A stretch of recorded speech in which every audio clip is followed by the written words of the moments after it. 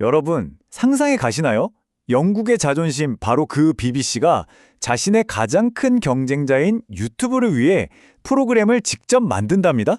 이게 무슨 말이냐면요. 비유하자면 코카콜라가 펩시를 위한 콜라를 특별 제작해주는 거랑 똑같은 거예요. 정말 믿기 힘든 이 조합. 도대체 왜 성사됐는지 지금부터 하나씩 뜯어보겠습니다. 아니 100년 동안 방송계를 꽉 잡고 있던 거대 방송사가 왜 자기 자리를 넘보는 최대 라이벌한테 직접 콘텐츠를 만들어주는 걸까요? 이건 그냥 우리 사이좋게 지내자 이런 차원의 얘기가 아니에요.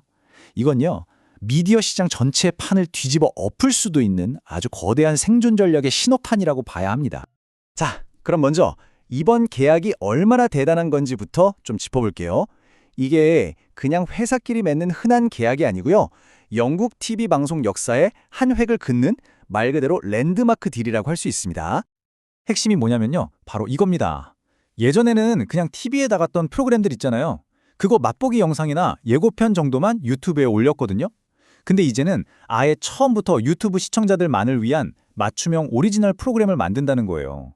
그러니까 레스토랑으로 치면 예전엔 치즈 코너만 운영했다면 이제는 유튜브점만을 위한 스페셜 메인 요리를 내놓기 시작한 거죠.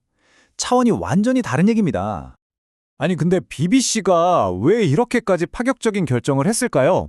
그 배경에는요, 아주 절박한 위기감이 깔려 있습니다. 유튜브라는 거대한 파도가 이제는 BBC의 안방문턱까지 철썩이고 있었기 때문이죠. 무려 100년 동안 영국 사람들의 저녁 시간을 책임져 온 게 바로 BBC잖아요. 그런데 역사상 처음으로 이 철옹성 같던 아성이 무너지는 일이 벌어졌습니다. 새로운 강자, 바로 유튜브가 시청자 수에서 BBC를 추월해버린 거죠. 자, 여기 공식 데이터를 한번 보세요. 지난 12월 기준으로 보면요, 유튜브를 본 영국 시청자가 5,200만 명, 그리고 BBC를 본 사람이 5,090만 명이었어요. 뭐 숫자만 보면 에게 별 차이 안 나네 싶으실 수도 있는데 이게 정말 상징적인 사건인 거예요. 미디어 권력의 중심이 서서히 이동하고 있다는 아주 강력한 신호거든요. 이게 왜 중요하냐면 시청 점유율이라는 개념 때문인데요. 어려운 말 같지만 별거 아니에요. 그냥 사람들이 하루 동안 TV 보는 총 시간 중에서 특정 채널이나 플랫폼을 얼마나 오래 봤냐, 이걸 따지는 거거든요. 바로 이 시간 뺏기 싸움에서 유튜브가 BBC를 이겨버린 겁니다. 이게 이번 결정의 가장 핵심적인 이유라고 할 수 있죠. 자, 이렇게 거대한 도전에 직면한 BBC가 내놓은 해법이 바로 이 새로운 파트너십인데요. 그럼 구체적으로 어떤 내용이 담겨 있는지 한번 자세히 들여다볼까요? 다시 한번 정리해보면 이래요. 예전에는 그냥 TV에 나갔던 거 잘라서 올리거나 예고편 보여주는 식이었잖아요.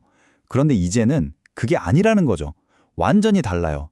처음부터 이건 유튜브용이야 하고 기획해서 만드는 완전히 새로운 맞춤형 프로그램을 내놓는다는 겁니다. 이건 정말 엄청난 변화죠.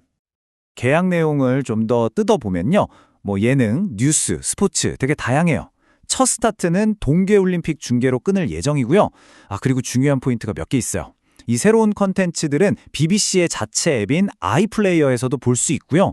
또 BBC의 모든 프로그램이 다 유튜브로 가는 건 아니에요. 일부만 가는 거죠. 그리고 영국 밖에서 볼 때는 광고가 붙는다고 하네요. 수익도 생각 안 할 수는 없겠죠. BBC의 총책임자인 팀 데이비가 이런 말을 했어요. 이번 파트너십을 통해 새로운 방식으로 시청자들과 연결될 겁니다. 이게 무슨 뜻이겠어요? 더 이상 우리 BBC 채널로 오세요 하고 기다리고만 있지 않겠다는 거예요. 이제는 시청자들이 이미 바글바글 모여있는 유튜브라는 놀이터로 직접 찾아가겠다. 이런 선언인 셈이죠. 자, 그럼 이제 한 발짝 물러서서 좀 더 큰 그림을 볼까요? 사실 이건 BBC 하나만의 얘기가 아니에요.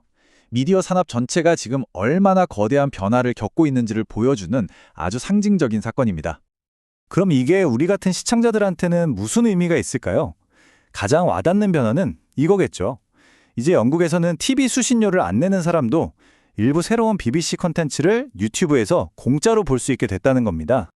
사실 BBC가 이런 결정을 내린 데에는 더 깊은 속사정이 있어요. 지금 BBC가 굉장히 중요한 시기를 지나고 있거든요. 영국 정부가 BBC의 운영 근거가 되는 법을 다시 뜯어보고 있고요. 가장 중요한 돈 문제, 즉 재원 모델에 대한 논의도 뜨겁습니다. 아시다시피 BBC는 1년에 거의 4조 원에 달하는 TV 수신료로 운영되는데 이 수신료 모델 자체가 지금 위태위태한 상황이거든요. 그러니 어떻게든 새로운 길을 찾아야만 하는 거죠. 그리고 이런 움직임은 비단 영국만의 얘기가 아닙니다. 전 세계적인 트렌드예요. 오래된 전통 방송사들이 살아남기 위해서 빅테크 기업들과 손을 잡는 거죠. 예를 들면 프랑스의 유명 방송사인 TF1도 넷플릭스랑 손을 잡았고요. 비슷한 일들이 곳곳에서 벌어지고 있습니다. 자, 그럼 마지막으로 이 모든 변화가 과연 TV의 미래에 어떤 질문을 던지고 있는지 한번 생각해 보면서 오늘 이야기 마무리하도록 하겠습니다. 여러분은 어떻게 생각하세요? 이런 변화가 공영방송이 살아남기 위한 새로운 미래의 모습일까요? 아니면 우리가 알던 TV 시대가 끝났다는 걸 알리는 서막에 불과할까요?